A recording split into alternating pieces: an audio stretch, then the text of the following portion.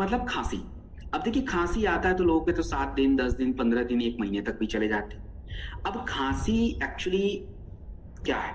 देखिए खांसी होने के कई कारण हैं। मौसम बदल गया, खांसी हो गई। कोई इन्फेक्शन हो गया, खांसी हो गई। पॉल्यूशन हो गया तो खांसी हो गई। खांसी में गले में खराश, हमारा कफ जमा हो जाता है, हमारी नाक बहनी शुरू हो जाती है, हमारे सांसों में थोड़ी तकलीफ आनी शुरू हो जाती है, और अस्थमा, ब्रोंकाइटिस, टीबी, ये सब भी हो जाता है लोगों को। कफ डॉग के अंदर जो 14 चीजें पड़ी हैं फाइटर, केवल एंड केवल आपके फेफड़े पे ही काम कर रही हैं। इसमें आप देखिए, इसमें सोंठ पड़ा होता है। सोंठ हमारे खांसी पे काम करता है, पीपली है कफ पे कंट्रोल करता है, और इसमें वसा एक्सट्रैक्ट। ये फाइटर आपके पूरे चेस्ट के जितने भी इंफेक्शन है, जो सांसों की तकलीफ रहती है, जो जकड़न रहती है, नाक जाम हो जाता है, उस पर काम करता है। शायद आपके गले को आराम देता है। तो ये कफ डॉग। बच्चों को 5 ml दे दीजिए खांसी में। बड़े लोग हैं 15 ml लेंगे, दिन में 3 बार ले लीजिए, और साथ में जिंक कैप्सूल लीजिएगा।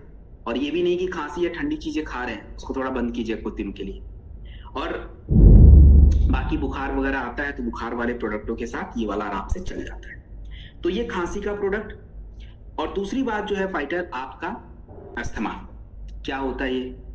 देखिए अस्थमा एक्चुअली आपका जो फेफड़ा होता है ना, इसकी काम करने की क्षमता जब घट जाती है तो आपको सांस लेने में तकलीफ आती है और सांसें फूलने लग जाती है। तो वो अस्थमा की कैटेगरी में। तो जिनको भी ऐसे चेस्ट का इन्फेक्शन हो जाता हो, अस्थमा की कंडीशन है, अपना टीबी का कंडीशन हो जाता है, इसमें हमें क्या प्रोडक्ट देना चाहिए वो आपको मैं बता देता हूँ।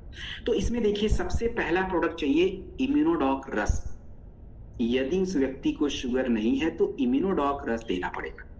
खाने के बाद 1 घंटे बाद ले लीजिए। इम्यूनोडॉक रस लेने के बाद 15 ml कफ टॉक चाहिए। और यदि उस व्यक्ति या महिला का ब्लड प्रेशर ठीक है, थंडर ब्लास्ट जरूर दीजिए। ये 3 चीजें हैं जो हमारे चेस्ट पे काम करती हैं, अस्थमा पे काम करती हैं, एंड लंग्स पे काम करती हैं।